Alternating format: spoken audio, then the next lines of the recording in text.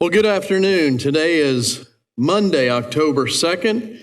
This is the 3 p.m. Rowan County Commission meeting. We have a semi-full house here today, so we are grateful for your attendance. We hope that you find your time here profitable, and we are honored that you have chosen to spend time with us today. It's the tradition of this board. We begin every meeting like many boards across the country do. We're going to have a pledge of allegiance. We'll also have what's called a solemnizing prayer. And what that means is that's not for you. It's for the commissioners. We take very seriously what we do. We study on the behalf of the people of Rowan County. We want to do the right thing for everybody in Rowan County. So we'll have, I think, on the phone today because our regular chaplain is out of town. So his son is our fill-in. And so, commissioners, if you'll join me, we'll get started with Mike Jr. Okay, you ready? Yes, sir. Okay. Dear Heavenly Father, Lord, we come to you today, Lord. We just want to thank you for our commissioners, for our county. God, I just ask you to give them wisdom and strength during their meeting and through this entire rest of this year, Lord, that you just be with them and strengthen them. Just be with this meeting today. We thank you for what you're doing in our county. We thank you for our commissioners. We thank you for everybody that works for our county. Again, be with them today, Lord. We thank you again for everything that you're doing. In thy name we pray. Amen. I pledge allegiance to the flag of the United States of America and to the republic for which it stands, one nation, under God, indivisible, with liberty and justice for all. Thank you, Mr. Taylor.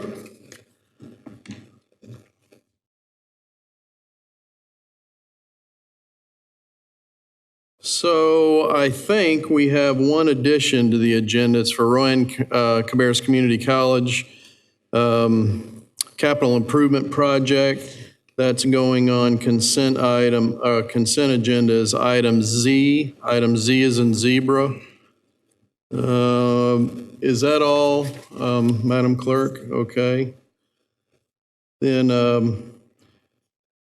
any deletions, any other additions or deletions the board knows of? All right, hearing none, do we have a motion to approve the agenda as amended?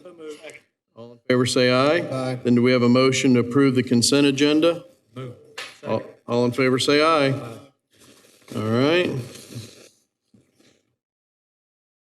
All right, special recognitions. Boy, we've got some guests here with us today. I'm going to have some folks come up here and join us. It's our honor, as always, to have our own fire marshal. Deborah Horn is here. Deborah will come forward. And also in the house with us today is our own North Carolina Insurance Commissioner, Mike Causey is here. Commissioner Causey, if you'll come forward and join us. And commissioners, if we'll join out front, we have a presentation to make. And can we give you a little bit of background on what happened? Please, yeah. Is that on? Tap it. Kind of like a TV.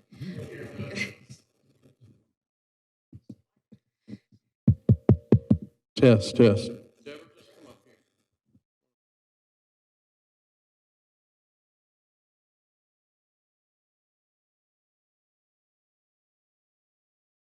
I would like to ask the lieutenants that work for me that were there that morning, if you will come up, please. Lieutenant King, Lieutenant Haas, Lieutenant Russell, and Lieutenant Sutton.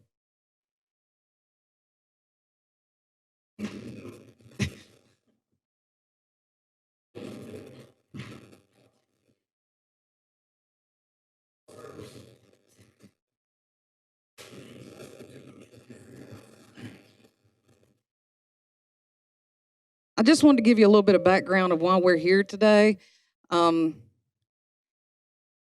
Wednesday, July 5th, it was a clear day. We had all had the July 4th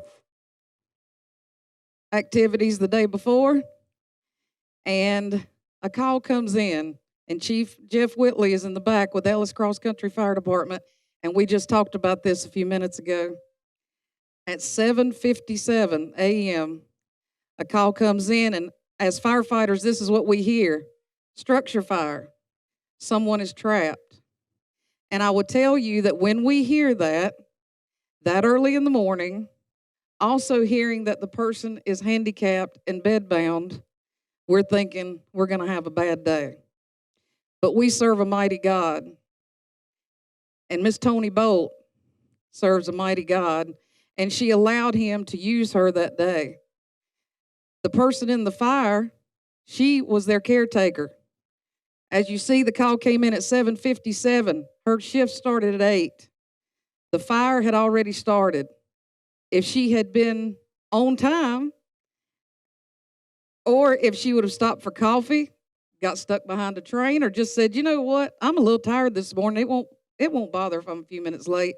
One of our citizens would not live to see another day.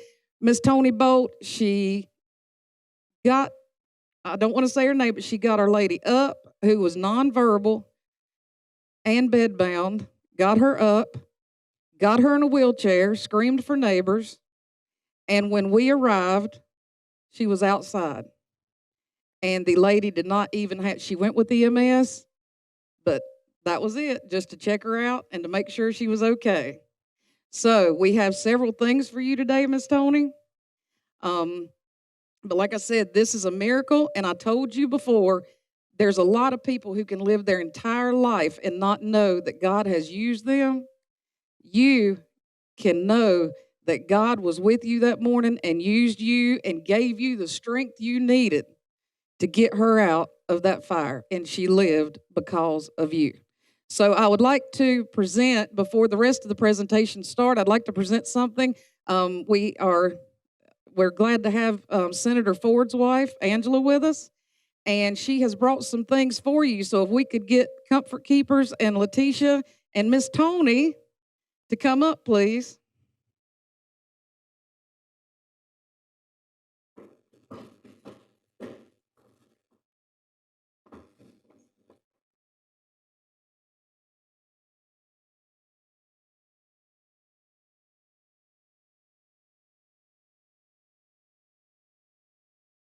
Miss Tony, come on in. You know I'm going to cry too. Yeah, you family.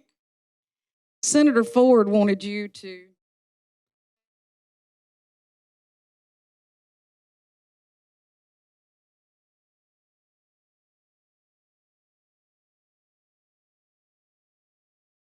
On the call of duty with Comfort Keepers, Salisbury, North Carolina. This flag was flown over the North Carolina State Capitol in the city of Raleigh in recognition of Tony Bolt. Flag that Senator Ford had flown, and also, oh, I've got some in my pocket too. Thank you. I brought some. Also, the Senate of the North Carolina General Assembly congratulates Tony Bolt of Rowan County, North Carolina, in recognition of receiving the Heroism Award. This is signed by Lieutenant Governor Mark Robinson, Senator Ford, and several others. And this is all for you. So you were on the Senate floor and didn't even know it. Okay. And he also wanted to present you with this challenge coin so that you will always remember the hero you are. Okay. And I believe that at this point, Chairman Eds has something for you.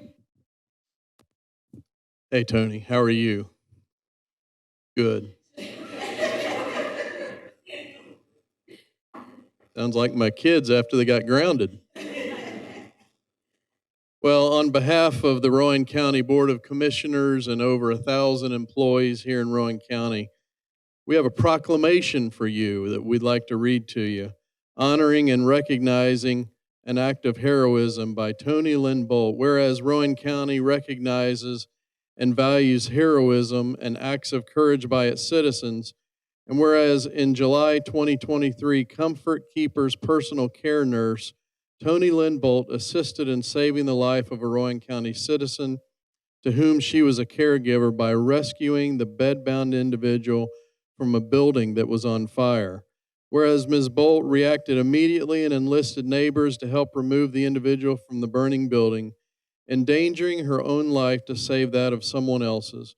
Whereas the Rowan County Civitan Club presented Ms. Bolt with the Ernest Curtis Hero Award in recognition for her bravery and selfless act.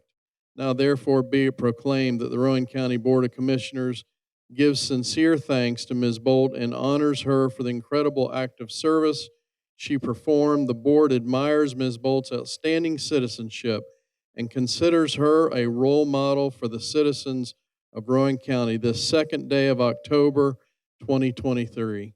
So we honor you, and it's an honor to have you here with us today. So we appreciate you.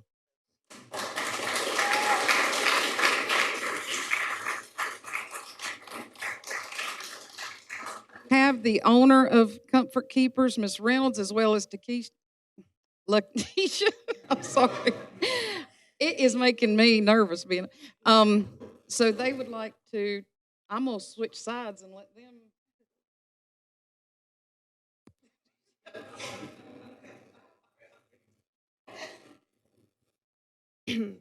I'm Brooke Reynolds. I'm the owner of Comfort Keepers in Salisbury, and I want to thank you so much for having us here. It's been an honor, and to be able to recognize Tony for her heroism and dedication to our client. So we have another little surprise for you. Each year, our franchisor asks for nominations from offices across the nation for outstanding caregivers that go above and beyond the call of duty. And without hesitation, we nominated Tony Bolt. We recently received a letter from the founder of Comfort Keepers, Christina Butler, as well as our CEO, Ramsey Abdeen, that say the following.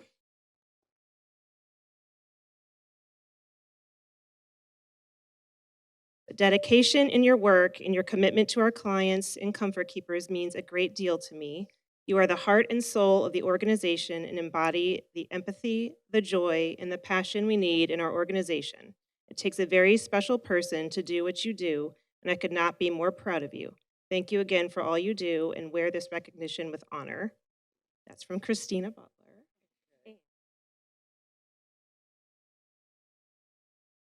Dear Tony, congratulations. You have been selected as the distinguished recipient of the Christina Butler Comfort Keeper of the Year Award. I want to express my sincere admiration and appreciation for your outstanding work as a caregiver.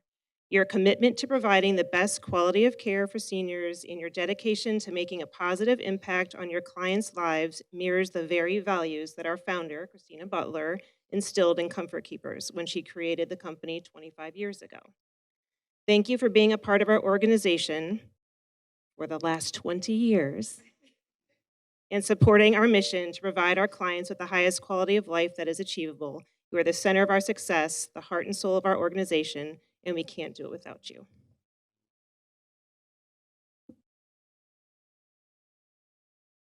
One more thing for you to hold.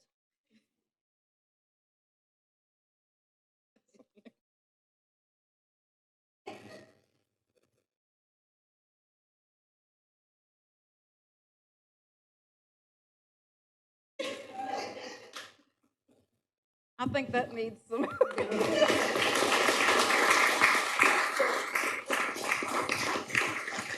But wait, there's more. One thing that I did not tell you about that day, and I know we've got to hurry, is that Miss Bolt met me outside the house, and I said, you know, who are you? Oh, I'm the caretaker. That is literally all she said. When we got to look at it, I said, how did this lady get out? And so finally I called Comfort Keepers, and I said, I need to talk to her manager. And she said, oh, yes, we're on the way back out there, and I have told her she's going to tell you everything. Not exactly. She did not want us to know that she was the one that she was so humble, and that is one thing that just strikes us. And I said it in Civitans, and here you may think this is something that anyone would do. It is not.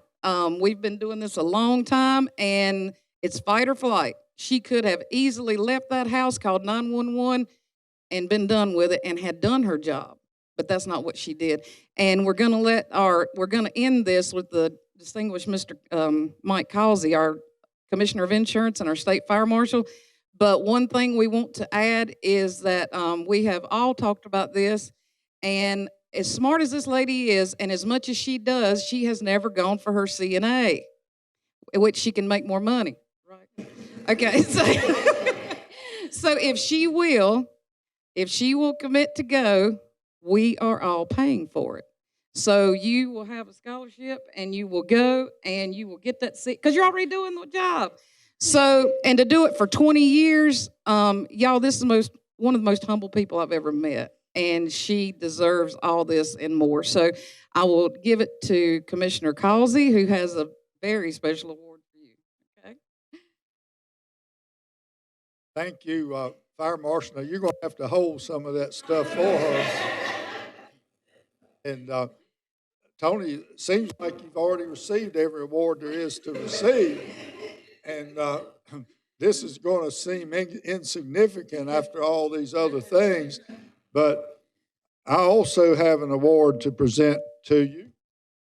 As the State Fire Marshal for North Carolina and State Insurance Commissioner, it's my honor to present you with a very distinguished award, the Commissioner's Award for Heroism.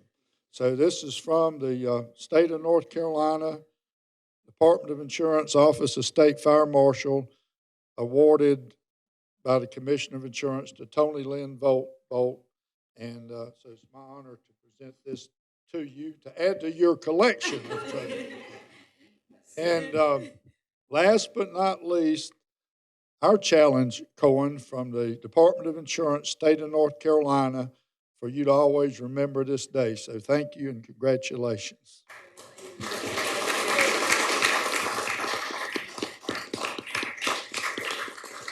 Is there anything you would like to say, Ms. Tony? Letitia? And Letitia had a big part in this. She has kept it hidden with me for months. So you would walk in and she would say, I got to go. Here she comes. So so thank you all. And Commissioner Causey, thank you so much for all you do for the state of North Carolina, for our fire departments, our insurance. And thank you for making your way down here to do this for Ms. Bolt. It is very much appreciated. And commissioners, thank you for what you've done. And to my guys, these guys were really touched by your story that day. Well, what you did, all of us. So I want to thank them too for everything that they do. So I'll let you.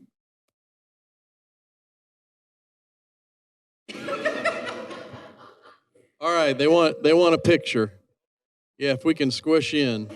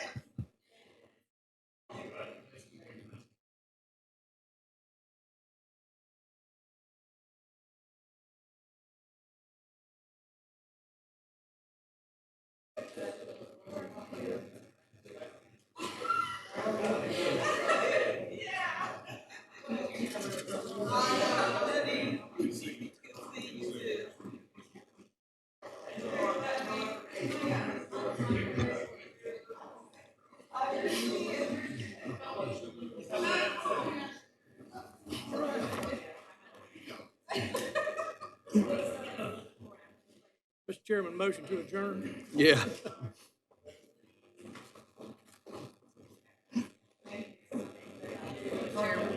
Yeah.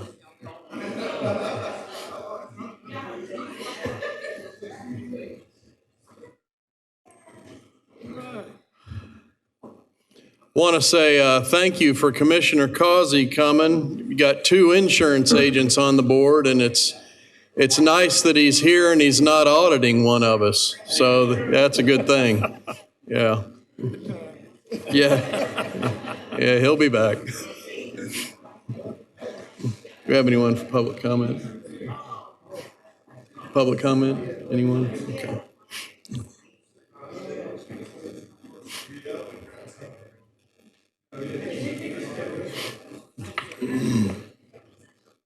No, we'll vote. Commissioners, that Form of resolution. Yeah, that proclamation was in a form of a motion. Do I have a second? Second. All in favor, say aye. Aye. All right, there's no public comment over there. All right. All right, we'll move on. Ed Muir, legislative hearing for ZO 6-23. Welcome, Ed. Good afternoon. Good afternoon.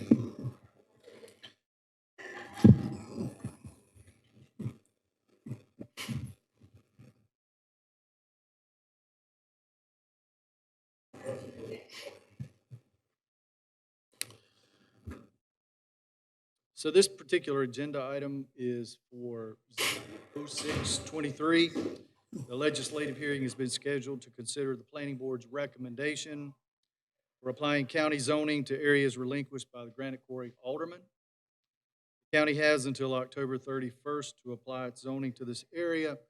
And for the purposes of this analysis, we divided the study area into 7 sub-areas, which I'll go into more detail during this presentation. If you have any questions, stop me during it. So a little background. The map before you depicts the municipal areas in Rowan County, the 10 municipalities. The red areas are the ETJ areas. Every municipality in Rowan County, except for the town of Landis, has an ETJ area. Annexations that occur don't automatically extend the ETJ areas by Salisbury's annexation, Kannapolis' annexation here.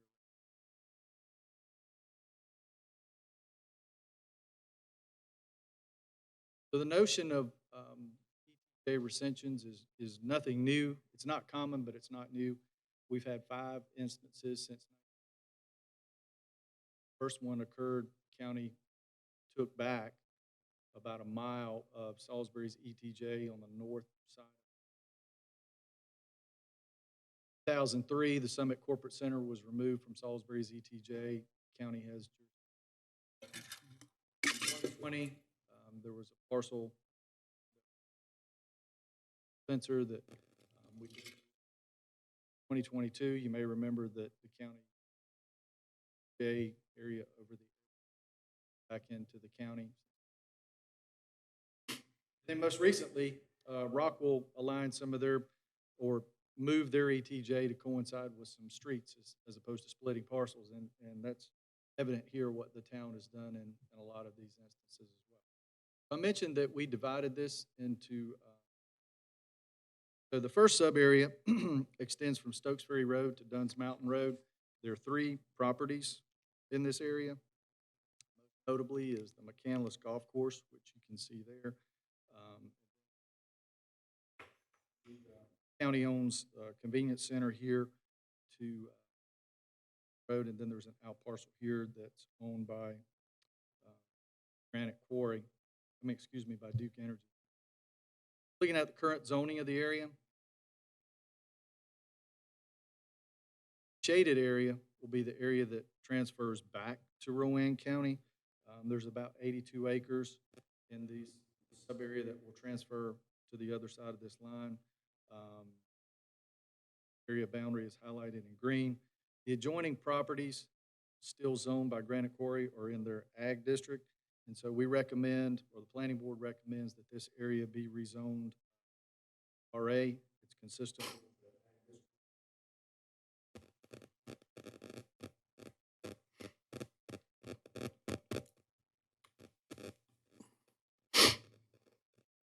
south and east is sub-area 1B that extends from Dunn's Mountain Park or Dunn's Mountain Road down to Fish Pond Road. There are 17 parcels in this sub-area. Dunn's Mountain Park, which you see here,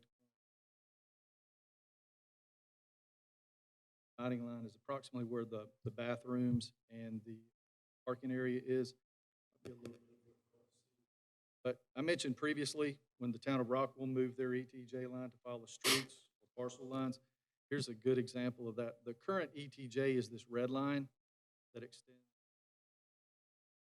direction. happening now is that it's going to follow these property lines here. There's 17 parcels in this area.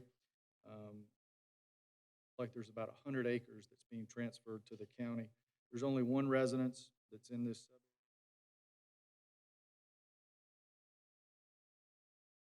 Questions so far?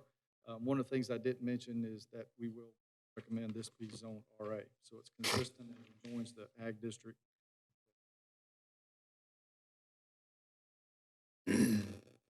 Subarea 2A,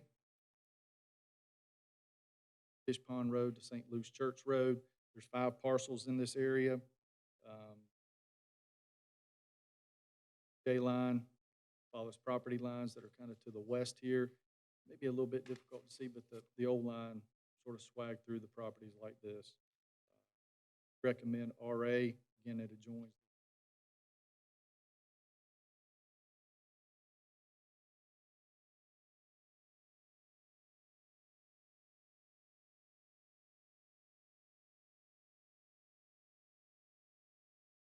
Subarea 2B extends from St. Luke's Church Road to US 52 and Dodge Road intersection there.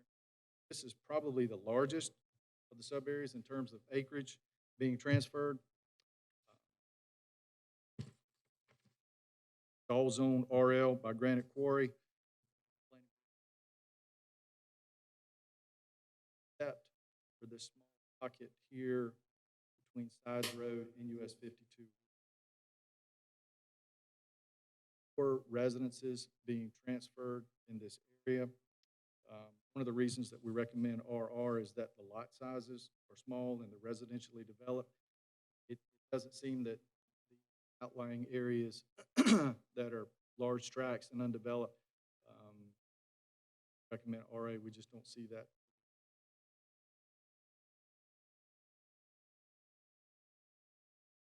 Subarea 3A is US 52. Norfolk Southern Railroad here. It also fronts the road. The Crescent Downs subdivision, which is here at Brookshire and Carriage, we recommend urban. The house types in there would want. We recommend for this triangle here at US 52.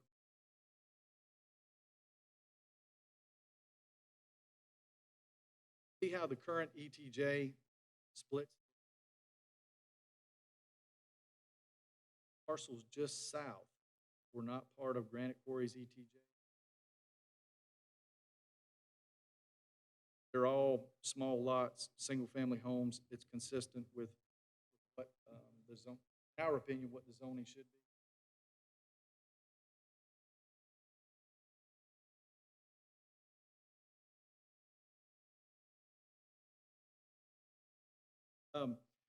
The lots are small enough that they couldn't build anything above 25. Rural residential category seems to be appropriate there, as well as these properties across the street. We did pick up a daycare here that's operated by Cornerstone.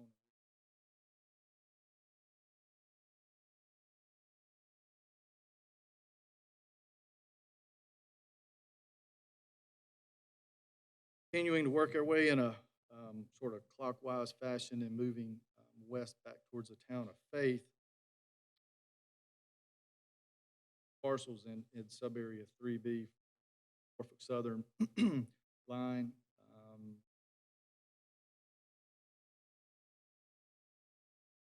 Couple subdivisions in here. Clearwater Estates and Stonewood Acres. And these smaller lots, clusters of them, we'd recommend them be zoned. Rear pockets here, larger lots and not as much development, as well as north and west along Norfolk Southern.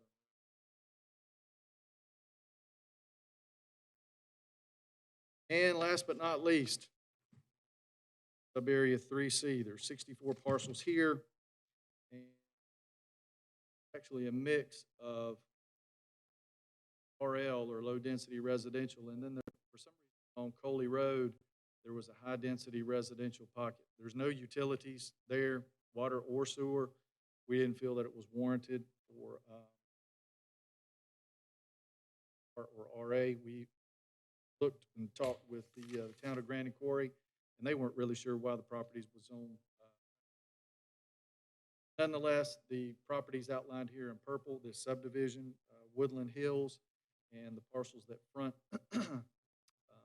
Lutz Road, we would recommend the zone rural. North, and south of there in the orange area. So, in the current zoning that is in place by the town of Granite Quarry is either residential low density or recommendation from the planning areas 1A, 1B, 2A, most of 2B is zoned rural agricultural, mix of rural residential and the residential suburban, and 3A.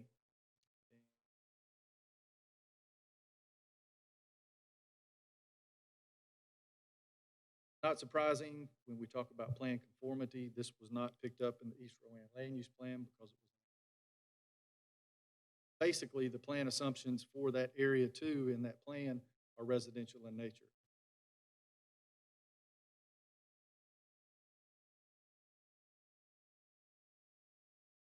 Back around and counterclockwise. I think from a plan perspective, it's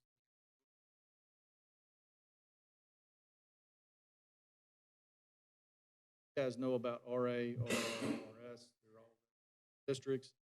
The compatibility of uses doesn't seem to be an issue because really we're talking about what's the appropriate. In many cases, see where our RA adjoin the ag, so I think that's compatible. Posted signs at I think 6 locations. Locations there, our sign that we posted held out over 200 notices to affected property owners and then more than property owners.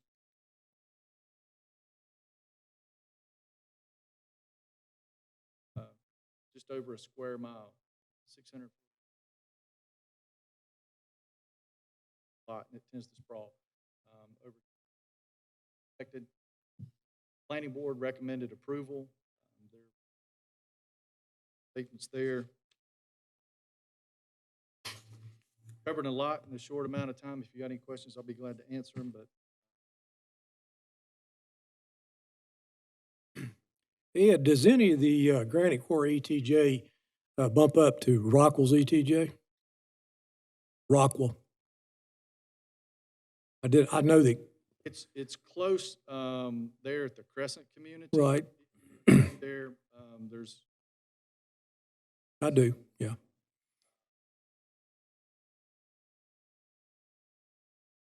Well, the reason I ask is in the future, if Rockwell wants to dissipate their ETJ, that'll kind of clean it up. They stay inside their city limits like they're supposed to.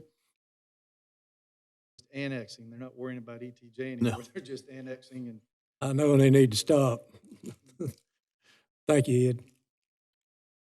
Any other questions for Ed?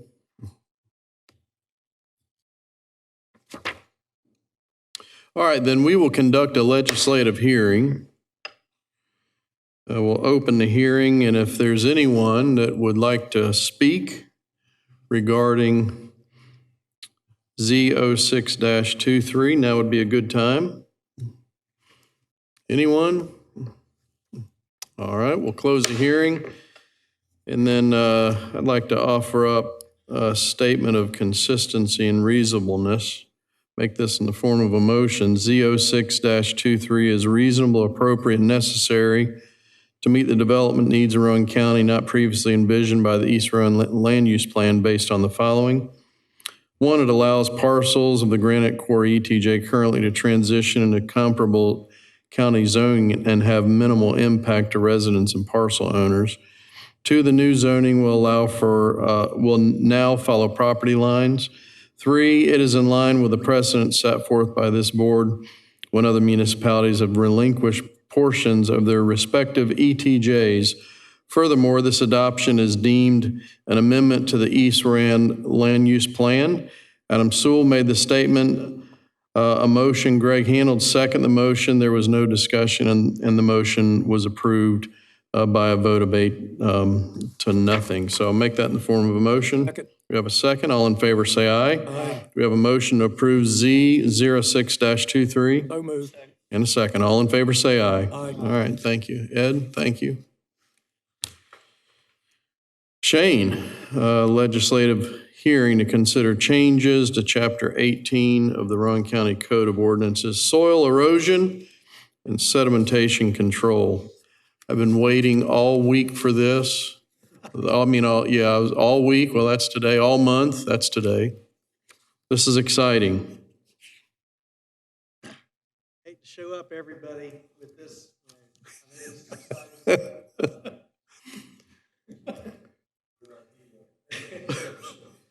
Huh? no plaques or awards for me, please. Yeah.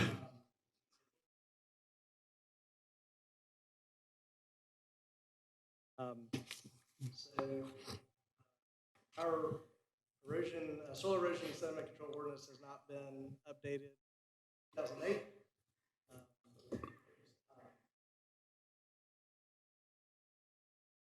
Updates include statutory updates from the recent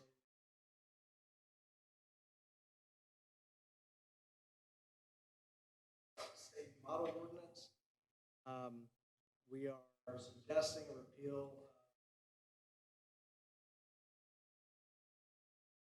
requirements and streamlining section 18 and appeals and -91. All this kind of started with in 22 audit of our local program. This is something that happens, especially happened about every 2 years. It really happens only about 5 years. A lot going on right now in the state, whole, especially in the Piedmont, especially in time for an audit. They came in full of health. We were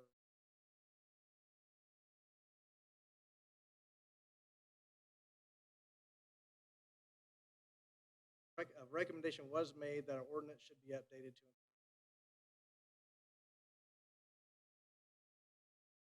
version includes all the updates from 160. Kind of gave a little example here to the side that just shows there's a lot of redlining in this, mainly just because it's been so long since it's had one.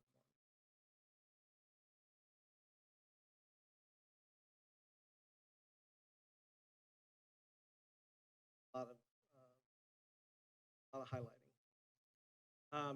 Give you a little background for the repeal of the Town Creek sewer shed requirement. Don't know how familiar you are with this. This is a section that encompasses from Jake Alexander down to 152 near the Mason. Town Creek District. Part of the ordinance imposed special stormwater design standards.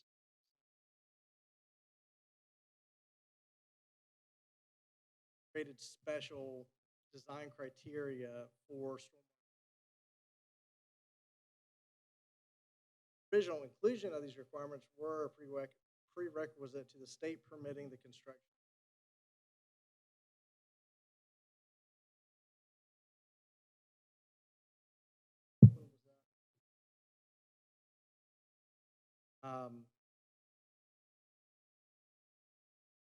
Give an idea.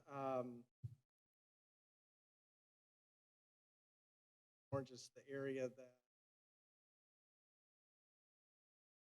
going. In the meantime, since the ordinance updates in 2008, with the expansion, also with the newly adopted from 2008, actually it was in 2009, right after we updated the last ordinance, was the phase 2 stormwater requirements. These essentially became an overlapping and redundant design criteria that were already encompassed in the town. So being that that was already in place and that area circled in orange already has stormwater requirements, to keep from that overlap, I went on and reached out to the Army Corps of Engineers for an opinion on removing this section from the ordinance. Their response was that it would no longer be required by the Army Corps as a design standard in this district. Cleaning it up. The next thing, and a lot of this was just trying to be consistent with other local programs and consistent the way other departments work for Rowan County. For plan appeals, whenever we would have a disapproval of a set of plans, and by the way, anything in the plan appeals and the next section with civil penalties, there's a reason that you haven't seen us come up in 3 years, at least since I've been here in almost 3 years, for these, is because it's something that we don't run into very often. But essentially here, we've removed 2 weeks from the process by allowing the Board of Adjustments to render the final decision after receiving the appeal. This process is consistent with the planning and zoning appeals process. With civil penalty assessments, here again, to streamline the process for all parties, developers, county, the assessment hearing has been rolled into the final decision since the department level. 5 plus 30 days from the procedure and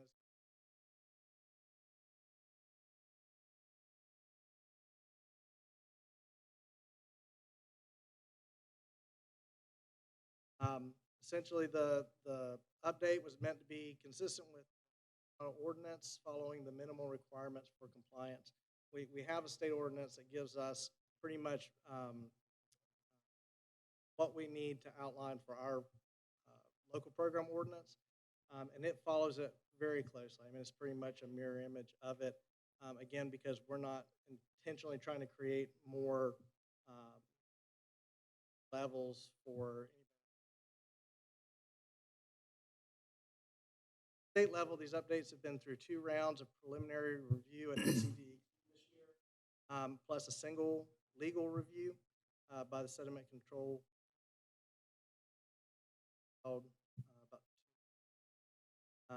Edits were present within the final document. So the edits that we did based on all the comments back have already been local level. This is advertised as a legislative hearing for the purposes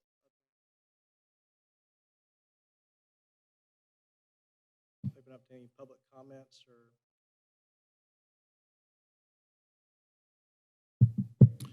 Is there anything we're going to hear from the public about on this that we're taking out or putting in? It was advertised, and I haven't heard anything from anybody outside. I haven't heard anybody Okay. talk to us about it yet.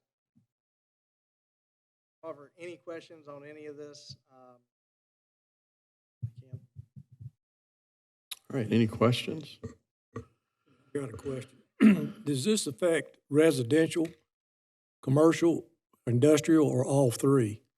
So if, depending on which part of it, all of it, Well, the entire rewrite, I mean, it's changing some things, but not some others. Right. And I wanted to see how many phone calls I'm going to get from my contractors about if this is going to impact them. So if you get any calls from the contractors, they'll probably be thanking you For a change. for trying to streamline the process and making it a little bit simpler. Okay. That's basically it. The programs, the ordinance affects anybody, residential, industrial, commercial, anybody that's grading over 1 acre of land, it applies to. However, typically, just from a day-to-day basis, it's most. Okay, thank you. All right, Josh, don't go far in case we have any more questions. All right. All right, then we will, like our last item, we'll conduct a legislative hearing. If there's anyone from the public that would like to speak on this rewrite of Chapter 18, Code of Ordinances, speak now.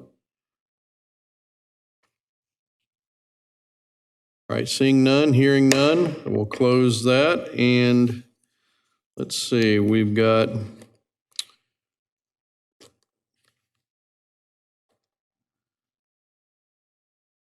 This only requires a simple vote. It's. Okay. No. All right.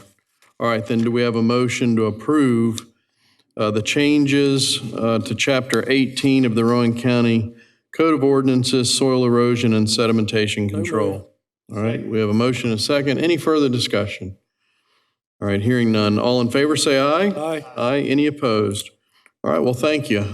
Josh, that was a lot of work. I know you said you started in '22 on this, so appreciate your good work. And especially for getting rid of a lot of the red tape and the waiting. So make us more efficient, makes us more competitive, and that's great. So thank you. Yeah, appreciate it. Mhm. Josh, can I ask you, since this is about sediment control, the state had some money for different counties a year ago where they were cleaning out creek beds and keep banks from washing in. Is that a program that you think? That did not go through my office. I think that went That's- under soil and water. Yeah, that's soil and water Chris Sloop. conservation. Yeah, that's Chris Sloop, and we do have that. We're actually getting ready to enter into a contract to clean some creeks out, Commissioner Green. And actually working on one of our largest farm conservation easements right now that we anticipate closing in the next month. But we're getting ready to let a big contract to do some creek debris clearing, yeah. All right, well, thanks, Josh. All right, next item, Shane, legislative hearing for Z07-23. Welcome. Oh, no Shane, just Ed. So my apologies if I stumble through this. This is Shane's case, but I probably won't do it. But nonetheless, I'm here and he's not. So this is a case, Graham, who's requesting rezoning of just a little over 2 acres at 775 Beringer Road from RA to straight CBI district. It's parcel 454-004. Site is located on Beringer Road. Beringer Road is west of Salisbury and runs north-south between the Highway 7 and Cheryl's Road. Beringer Road is classified as a major thoroughfare in the Cabarrus-Rowan MPO's Comprehensive Transportation Plan. Has a capacity of 14,600 vehicles per day. Average annual daily traffic, which was taken here at right around West Rowan Middle School, was about 2,300 vehicles per day. One other thing of interest apply to the recommendation later on is that SRU has a water line that runs down the west side of Beringer.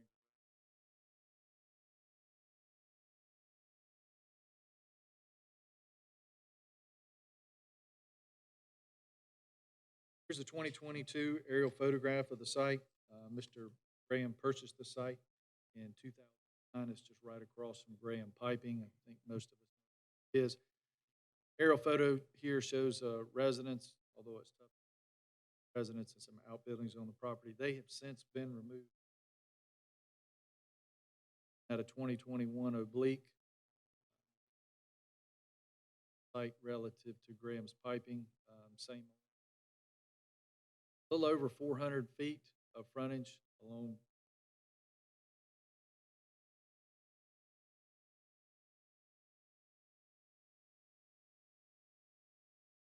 Looking at the zoning map for the area, our site.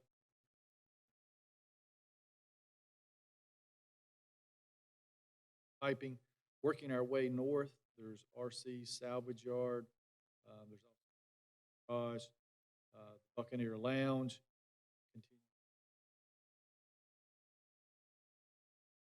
Middle as we come back south and Old Farm West subdivision. It's mainly developed. The only other difference in zoning in this RA area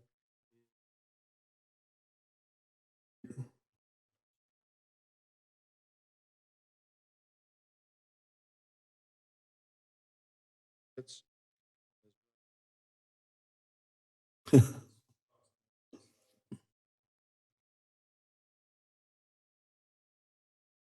From a use comparison perspective, a lot of similarities between RA and CBI. Notably, construction, manufacturing,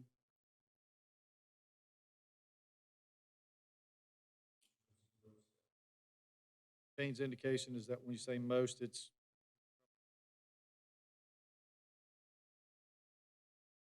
most of those uses are allowed in the CBI. RA, if you live on or adjacent to the property, you can have a building size that's 10% of your property. In this particular case, if Mr. Graham lived on the tract or adjacent to it, the maximum building size he could build based on the acreage at 2.1. Changes to a CBI district, there's no longer that limitation. It's just building setbacks, it's 50 feet off the front, 10 feet off the side and the rear. He's going to have to accommodate building, parking, septic, repair area, that kind of thing. So there won't be.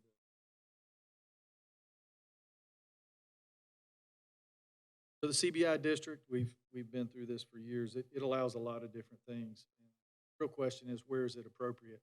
In this particular case, it's not in the CBI, not in a commercial node, but the definition tells us that it can apply to an existing commercial area. We saw those commercial areas to the west that border Beringer Road. Also, if the area is served by public water, you know that it's there. The ordinance goes on to tell us that it can be in an area other listed in this subsection. Got that opportunity.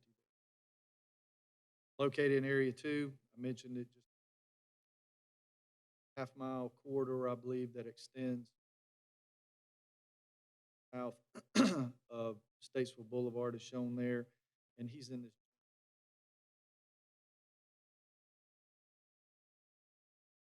Notices were sent to these adjoining owners that show up here. The parcel is in blue. Notices were mailed, had a sign on the property. It looks like we've had one there since August. There's also post. Planning board tended to concur with staff's perspective on this, that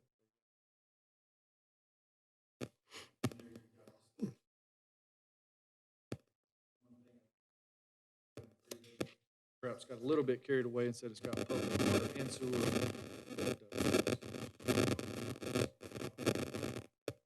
Straight rezoning on Beringer Road.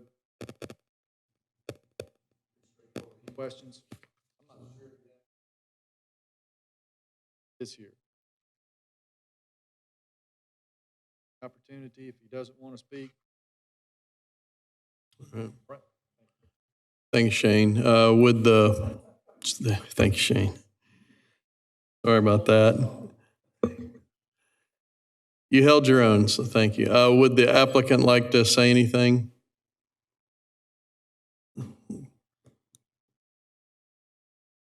Hey, welcome.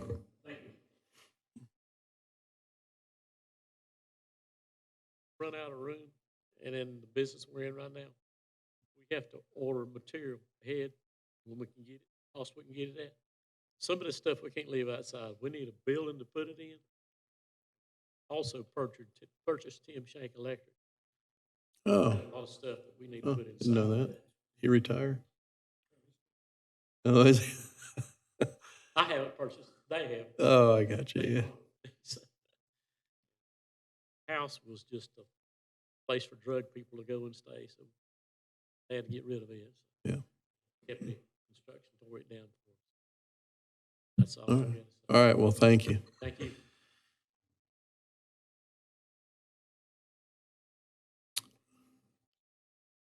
I don't see a public hearing in here. Do we do public hearing? Yeah. Okay. He didn't have any instructions in this. Maybe that's why I wasn't here. That's why it's Shane and not me. Yeah. All right. Once again, we'll open the floor for a public hearing on this rezoning. If anyone would like to speak, this would be a great time to do it. All right. Hearing and seeing none, then we'll close and I'll offer up motion to approve this consistency. Z0723 is consistent with West Rand land use plan and reasonable and appropriate based on the following. While not adjacent to it, is close to major thoroughfare as well as commercial railway. It's directly across from another existing CBI district. It's served by public water and supports an existing Rowan County business and creates opportunity for growth in tax-based. I have a motion, a second on that. All right, all in favor say aye. Aye. All right, then do we have a motion to approve Z07-23? So moved. All right, we have a motion and a second. Any further discussion? All in favor say aye. Aye. Any opposed? All right, Scott, welcome.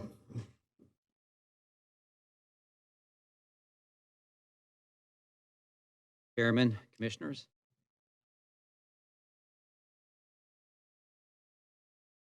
For you today with a request from Beacon Partners to purchase county-owned land. So again, just to tell you a little bit about Beacon, they're based in Charlotte.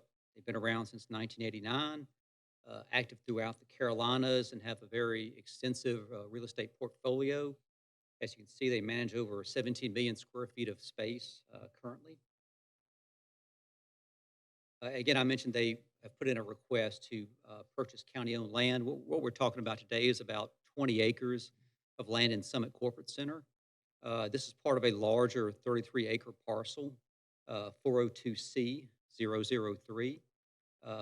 If this property were acquired, it would be subdivided off of the larger site, leaving about 13.5 acres of remnant land. There's a map of the property we're talking about. As you can see there to the north, it's behind New York Air Brake, AMREP, I guess, Animal Shelter, and also James River Equipment. The outline there in blue is the property that would be taken as part of this transaction. You see it has frontage on Summit Park Drive and on Corporate Center Drive. Now, Beacon is offering $485,000 for the property. That's about $24.4 an acre. We don't have a separate appraisal on the property, but the tax records indicate its current value is about $39.4. That it is a blended price for the entire property, not just the 19.85 acres we're talking about today. But if Beacon were to acquire the property, their plan is to construct an 80,000 square foot facility on the property and then lease it to an existing Rowan County employer who is considering an expansion and planning to create 170 new jobs within about 5 years. This new facility would be about $17 million, and if the company were to lease this facility, they'd invest about $4 million in equipment as well as part of this project. And now normally, I guess, request to purchase county-owned property is subject to the upset bid process, but based on the impact of this project, EDC is asking the board to consider conveyance of this property through economic development statutes. This would allow for private negotiation for the land sale. We did try to estimate revenue as part of this project, and we used the usual assumptions, the current tax rate, and of course the $17 million of a real property investment I mentioned, also the $4 million of personal property. And with that, we estimate about $1.15 million of new revenue to the county over 10 years as part of this project. So, and then also something to make the board aware of, we weren't able to get this in time for the agenda deadline, but we do intend to come back and ask the board to consider a tax incentive for this company to create these 170 new jobs, and that would be at the following commissioners meeting. So for today, all we're asking is the board to consider this land sale, the 19.85 acres for $485,000 to Beacon Partners. Any questions you have? Yeah, Scott, I got some questions. We're selling this property at a reduced rate with the anticipation of bringing another company here to set up operations that's existing and create new jobs. What happens if they don't come? Or if the deal falls through? Well, it's my understanding with talking with Beacon is that they would not want to pursue the land sale if the company were not to come to Rowan County or expand in Rowan County. So the land sale is contingent with the expansion of the other company? Yes, sir. That's okay. Correct. All I want to know.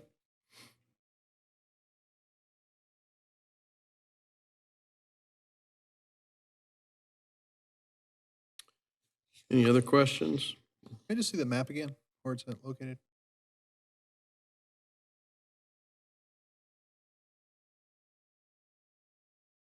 Thank you.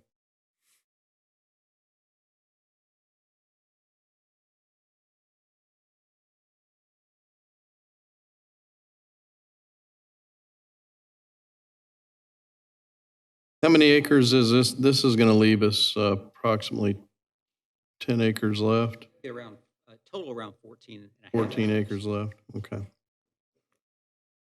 Well, I was just curious, because I know one time we had discussed that, spanning that road across there. You think they would probably do that? Would they do that as part of their project, you think? And, Option Way Road. I don't think that's being considered for this project this time.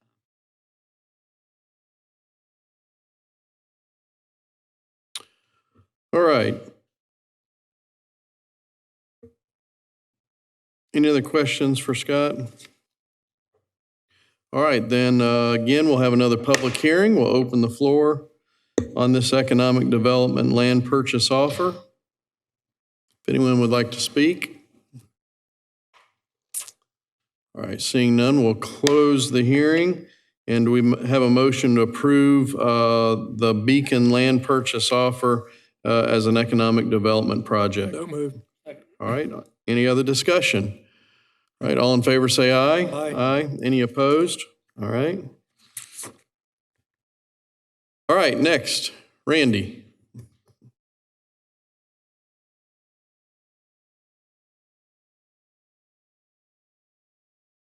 Good afternoon, everyone.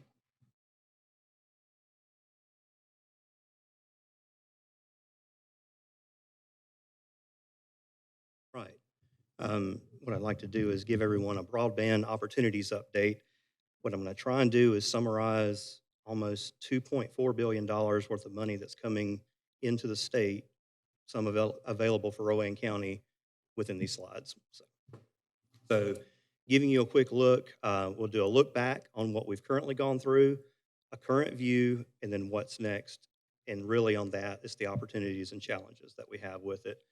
So item that you already know of on the looking back, and this is prior to COVID, is with the task force. We've spent roughly 60% of the $150,000 that was allocated for open broadband. I wanted to put the map up there. We all kind of know what's been going on with that process, with the equipment delays. I've worked with Anna. We've closed out that contract. If there's anything new, they would need to present that before the board, but they do still continue to offer service in the area, and they can build out as they need to. But this is one of those projects that we had as a quick fix, mainly stopgap at the time. And this is also when there wasn't a high level of funding. So another item that we had here, and I'm showing this map, this was what was already going on. There's been some build out by Charter Spectrum, but this was the federal grant money that Charter Spectrum applied for directly. It was in this reverse auction time back in the 2020, 2021 timeframe. And they originally had 6 years to build out. I know they've gone back. A lot of places have gone back to petition for a longer extended amount of time. So that's the reason I listed a 2021 to 2028 timeframe to build this out. And one thing to keep in mind here, and I think this is really important, is the green areas that you see here, those are all based off of census blocks. And so what was allowable by the grant was based on a census block, and if there was a home in that area that had coverage, that negated that from being available for a grant opportunity. So that's what Charter had to work with then. That's a progress that they still have, and they're still committed to the federal government for building out coverage there. It's a little bit hard to say how many homes because it's based off of the census block, and that was a different reporting requirement. So that's one of the items that is currently there. The thing to note here is this does take away some of the available blocks for new grant funding.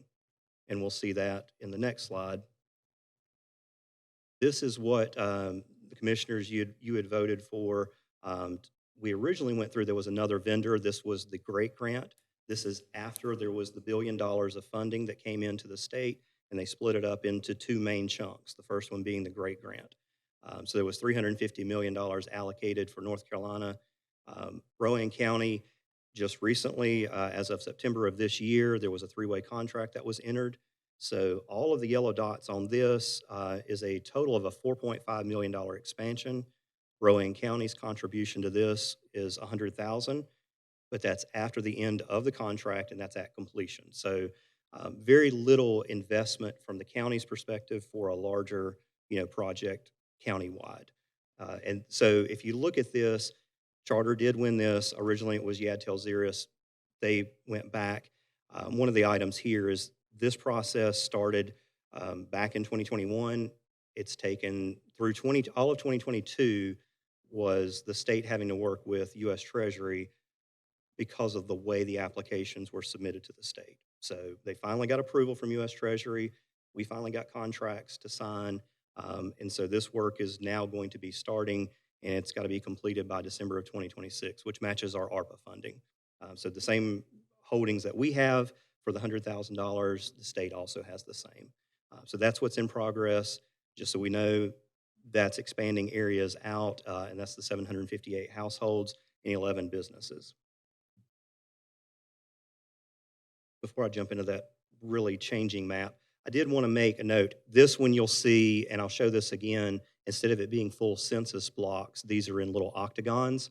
So each of these now, everything that's reported to the FCC has to be done at a more granular level. So now we're not looking at big census blocks and saying, if you've received grant money for this area, it's off limits. Now it's down to, if there's a household that doesn't have service and it's vetted and it goes through, it's now available for funding. And that's real important, and I'll show with this next map.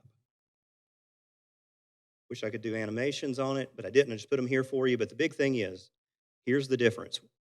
With the federal reporting in December of 2021, with our grants that have been allocated by the RDOF and the Great Grant and others, Rowan County looks like it's fully covered. There's no unserved or underserved homes because it's based off census block. So you look at it and you say, we're done. We've done everything we can.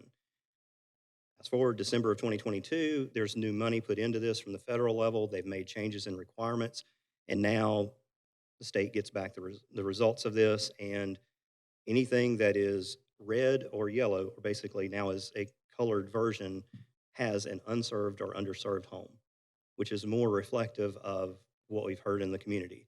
We knew that it wasn't census. I mean, when it's based off census block, we knew that it wasn't covering everywhere. This now gives data points. So ultimately, this changes what's allowable moving forward with all of the grants, which is a big change. So if there's anything that's allocated from a census block level, and we now have areas that clearly the state's keeping up with, those become eligible for locations and internet providers to be able to focus on. So this is from the state's reporting. So again, I mentioned that this money came into the state, the original $1 billion, and part of that was used for the mapping project. So it's kind of taken the burden off the county to try and keep up with where everything's at. They have the surveys, they work with the FCC, and so using this map, this is basically the current status report. This is what the state's use of that for mapping has produced for Rowan County, and there's one for every county in the state. So with this, what we're looking at is, based on the current status of the data that they have, is there's 4,300, basically 4,400 unserved and unserved locations. And I used that from the data from the estimates that they have here, and these are in the squares, or basically the octagons that are in the areas. So of course, as we knew, along the I-85 corridor is good. I put an estimate build-out cost here just so everybody can kind of get a feel. Since the Great Grant has been administered statewide, they came up with an average for the entire state, basically saying that the average cost for a home with the grants was $4,600. So putting that cost and saying $4,000 to $6,000 per passing, mainly because we came in right under $6,000. If you take a look at what we have for that $4.5 million and our contribution and how many homes they're serving, it's roughly right under $6,000 per home. So what it means from the ISP's perspective, and what we need to be aware of, is that there's $17 to $26 million worth of infrastructure build out to get to 100%. That's just where that's at from that perspective. So that means when we were looking back many years ago and talking about different ways to build this out, you know, and we knew that the vendors weren't really, or the ISPs weren't really coming along, it's because there's a lot of money that it takes to build this out. So where are we at now? What are the potential options from a commissioner's standpoint to look at? And I'll just say it's slower than you think. I'll just start it off that way. It's not as fast as there's, you know, a lot of money waiting to be spent or to be used in a grant funding. The current, now that we've gone through GREAT, we've signed that contract. The state has now opened up this next process called completing access to broadband. And you'll see in a second that that was probably thought of because it was $1 billion coming in. So those are the two main projects. Because of the money that Rowan County received, we received, you know, more than $8 million in ARPA funding. Our requirement to participate in this would be 35%. So, and it's also based off of using ARPA funds, which if this would have been 2 years ago, it might have been different because it would have been right at the beginning of the program. This is just now being released and open. And so they've even identified that is there funding or money that the county has for this? It's based off that 35% match. So we have received 2 requests from internet service providers asking if there's been money set aside for CAB.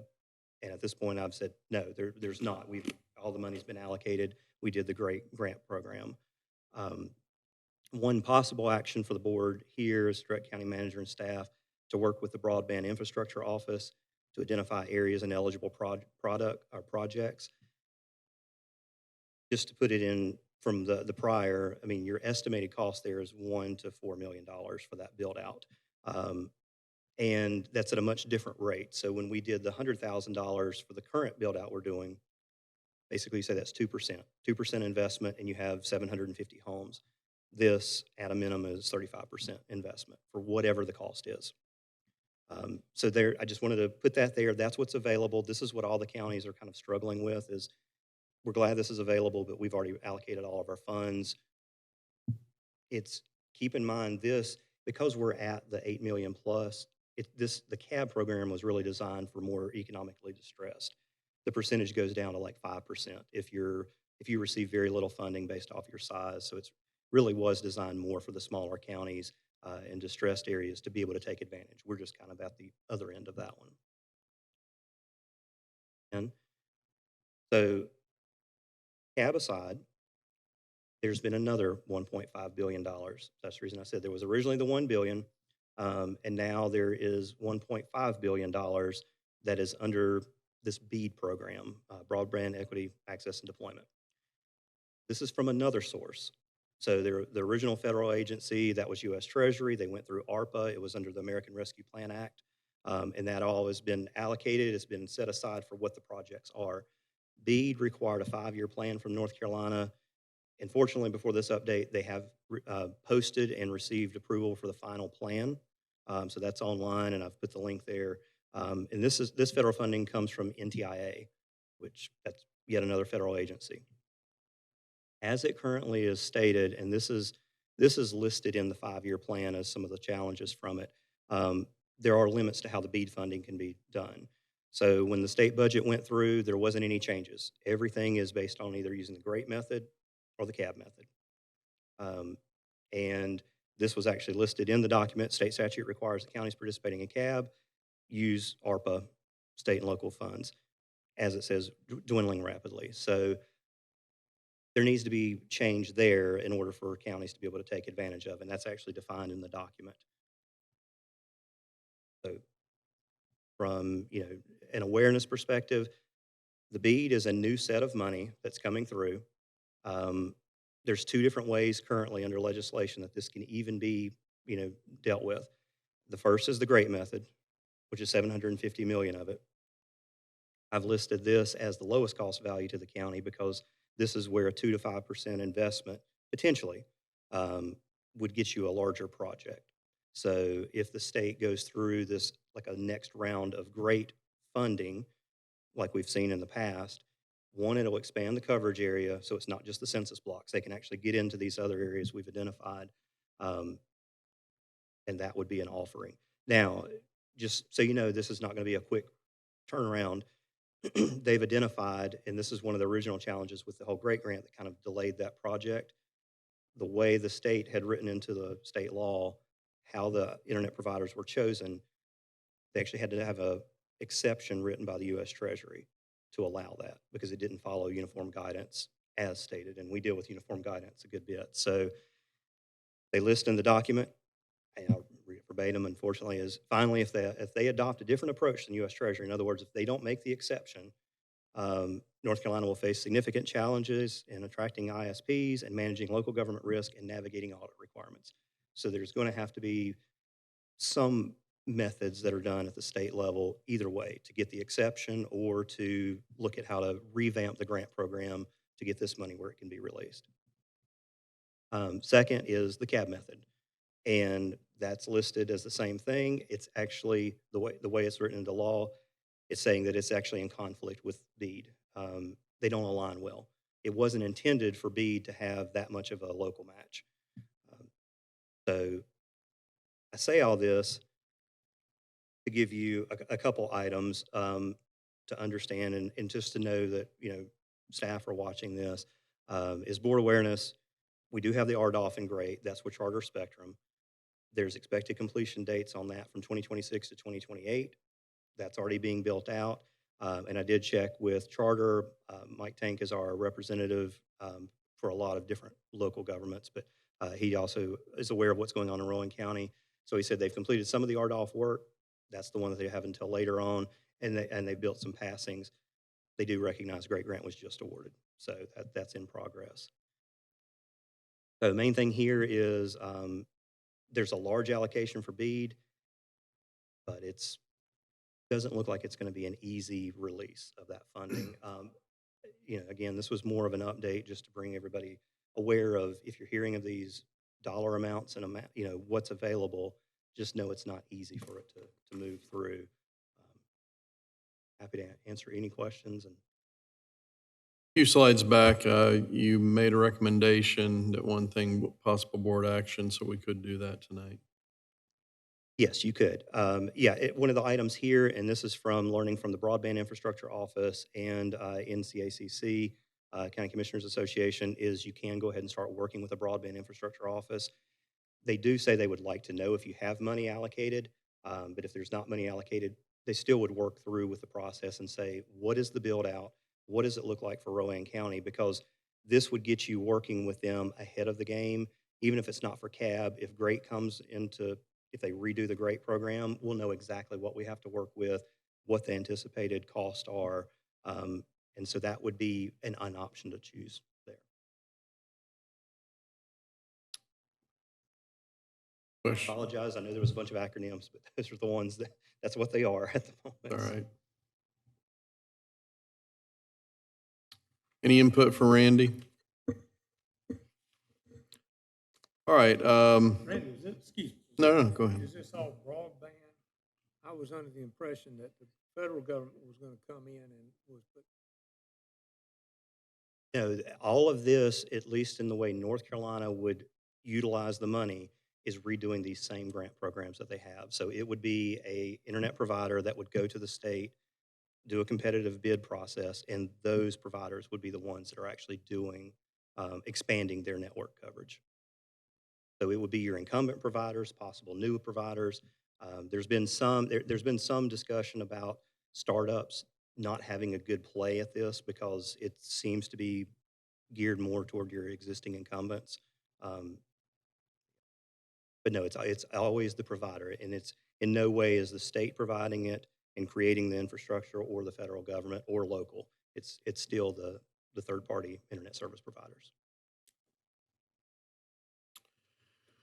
All right, I'd make a motion that we direct county manager to have staff work with North Carolina Broadband Office to identify areas and eligible projects and potential costs associated there. And we have a second? Second. All right. All in favor, say aye. Aye.